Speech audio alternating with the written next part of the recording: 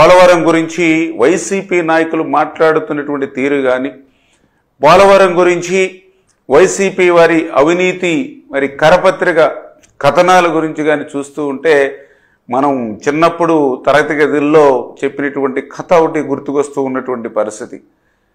ఏదైతే ఒక పేద బ్రాహ్మణుడు మేకపిల్లని తీసుకెళ్తూ ఉంటే మరి నలుగురు 4 చోట్ల ఏంటి పంతులు గారు మీరు కుక్క పిల్లని తీసుకెళ్తూ ఉన్నారని మొదటిసారి చెప్పి, మళ్ళీ కొంత దూరం పోయిన తర్వాత రెండో వ్యక్తి చెప్పి, మళ్ళీ కొంత దూరం పోయిన తర్వాత మూడో వ్యక్తి చెప్పి, మళ్ళీ కొంత దూరం పోయిన తర్వాత 4వ వ్యక్తి చెప్పడంతో నిజంగానే కుక్క పిల్లని తీసుకెళ్తున్నానేమో అని చెప్పి పాపం ఆ యొక్క పేద బ్రాహ్మణుడు ఆ మేకపిల్లని వదిలేసినట్లుగా మరి అంటే అటువంటి అబద్ధాన్ని కూడా 100 సార్లు చెప్తే అది నిజమైపోతుంది అనేటువంటి నమ్మకం ఉన్నటువంటి వ్యక్తి జగన్మోహన్ రెడ్డి ఆ పోలవరం గురించి కూడా పదే అబద్ధాలు, అసత్యాలు అంటే దొంగే దొంగ దొంగ అని అరిచినట్లుగా పోలవరం గురించి వీళ్ళు రోజు చేసేటువంటి అసత్యమైనటువంటి ప్రచారం. అందులో భాగంగానే పోలవరం ఎత్తు 41.15 మీటర్లకి మరి తగ్గించేస్తున్నారని ఈరోజు వీళ్ళు చెప్తూ ఉంటే చాలా ఆశ్చర్యం.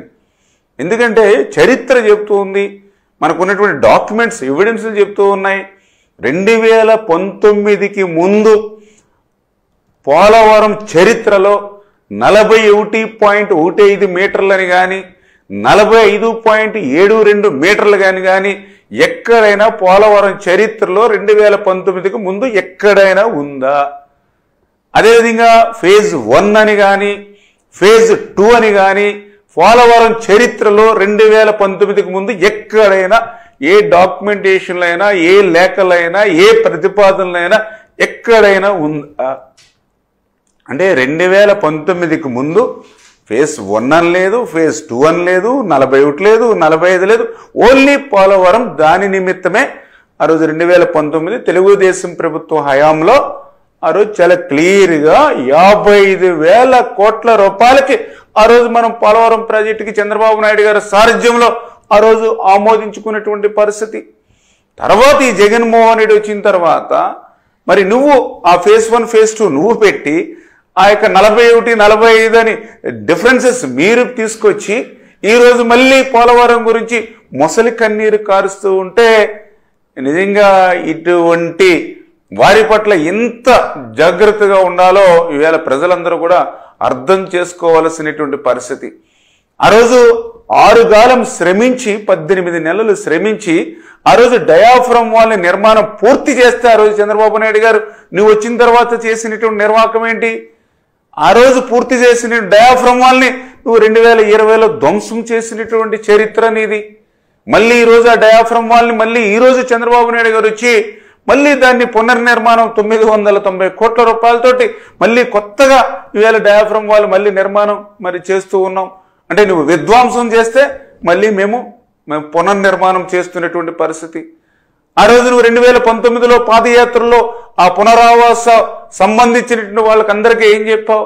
ఆ రోజు R&R ప్యాకేజీల గురించి మరి ఆ రోజు నువ్వు ఏవైతే పాదయాత్రలో చెప్పావో 5 సంవత్సరాల్లో అవన్నీ కూడా నీటి మూటలై 1 రూపాయిన నువ్వు పునరావాసానికి సంబంధించి విడుదల చేసావా? కానీ ఈరోజు మళ్ళీ చంద్రబాబు నాయుడు గారు, ఎందుకంటే ఆ రోజు 2019కి ముందు మరి ఆ రోజు చంద్రబాబు నాయుడు గారు 830 కోట్ల రూపాయలు ఆ రోజు నిర్వాసితులకు ఇచ్చాం. మళ్ళీ ఈరోజు చంద్రబాబు నాయుడు గారు ముఖ్యమంత్రిగా వచ్చాకనే మళ్ళీ ఈరోజు 1000 కోట్ల రూపాయలు నిర్వాసితులకు ఇస్తూ ఉన్నాం పోలవరం సంబంధించి. మరి ఆ రోజు నువ్వు 19, 24, 5 సంవత్సరాల్లో నిర్వాసితులకు ఎప్పుడైనా 1 రూపాయి ఎక్కడైనా అందించావా? నిర్వాసితులకు సాయం అందించడం మాట నుంచి 2019కి ముందు నిర్మాణం చేసినటువంటి కాలనీలు ఏవైతే ఉన్నాయో ఆ పునరావాస కాలనీకి 1 అర్బస్తా సిమెంట్ పెట్టావా? 1 రూపాయి పెట్టావా? మరి అసలు పోలవరాన్ని పూర్తి చేయడం మాట నుంచి దాన్ని ధ్వంసం చేసి విధ్వంసం చేసి నువ్వు మళ్ళీ పోలవరం గురించి ఈరోజు అసత్యాల అబద్ధాలు చెప్పేటువంటి పరిస్థితి నిన్ను చూస్తూ ఉంటే ఈవేళ తెలుగు జాతి, తెలుగు ప్రజలు, తెలుగు రైతులు ఈ యొక్క జగన్మోహన్ రెడ్డి క్షమించరు అనే విషయాన్ని మరొక్కసారి మీ ద్వారా కూడా తెలియజేసుకుంటూ ఖచ్చితంగా ఈరోజు ఇక్కడ తెలుగుదేశం, జనసేన, బీజేపీ అదేవిధంగా కేంద్రంలో ఉన్నటువంటి ఏదైతే ఎన్డీఏ ప్రభుత్వం ఏదైతే ఉందో రేపు రాబోయేటువంటి రోజుల్లో కూడా ఈ ఆంధ్రప్రదేశ్ రాష్ట్రానికి గతంలో ఏ ముఖ్యమంత్రి చేయనటువంటి ద్రోహం, దగ ఈ మోసం మరి ఏదైతే జగన్మోహన్ రెడ్డి చేశాడో మళ్ళీ దాని నుంచి ఈ రాష్ట్రాన్ని మళ్ళీ పునర్నిర్మాణం చేసుకునేటువంటి విధంగా గత ప్రభుత్వం ఏదైతే పాపాలు చేసిందో అవన్నీ కూడా ఈరోజు పోలవరానికి శాపాలుగా ఏవైతే మారాయో వాటినన్నింటినీ కూడా మళ్ళీ సరిదిద్దుకుంటూ గత ప్రభుత్వం చేసినటువంటి తప్పిదాలన్నింటినీ కూడా చంద్రబాబు నాయుడు గారు తన పరిపాలనా దక్షతతో మళ్ళీ సరిదిద్దుతూ మళ్ళీ పోలవరం నిర్మాణాన్ని పట్టాలెక్కించి పనిచేస్తూ ఉన్నాం. రేపు 2027 డిసెంబర్ కల్లా ఆ పోలవరాన్ని పూర్తి చేసేటువంటి విధంగా ఒక ప్రణాళికాబద్ధంగా ఈరోజు ఈ యొక్క ప్రభుత్వం ముందుకెళ్తున్న విషయాన్ని కూడా మరొకసారి మీ ద్వారా తెలియజేసుకుంటూ మరి ఇంత కష్టకాలంలో ఇంత క్లిష్టమైనటువంటి సమయంలో అప్పు కట్టడానికి కూడా మళ్ళీ అప్పు తెచ్చుకోవాలంటే అప్పు కూడా ఇవ్వలేనిటువంటి స్థితిలో ఈ రాష్ట్రాన్ని చేర్చేసినటువంటి పరిస్థితిలో ఈరోజు కేంద్రం మరి ఈవేళ చంద్రబాబు నాయుడు గారు, పవన్ కళ్యాణ్ గారు, నరేంద్ర మోడీ గారు మరి వీరందరూ కూడా ఈ రాష్ట్రానికి చేస్తున్నటువంటి సహకారానికి మరొక్కసారి మీ అందరి తరపున కూడా కృతజ్ఞతలు తెలియజేసుకుంటూ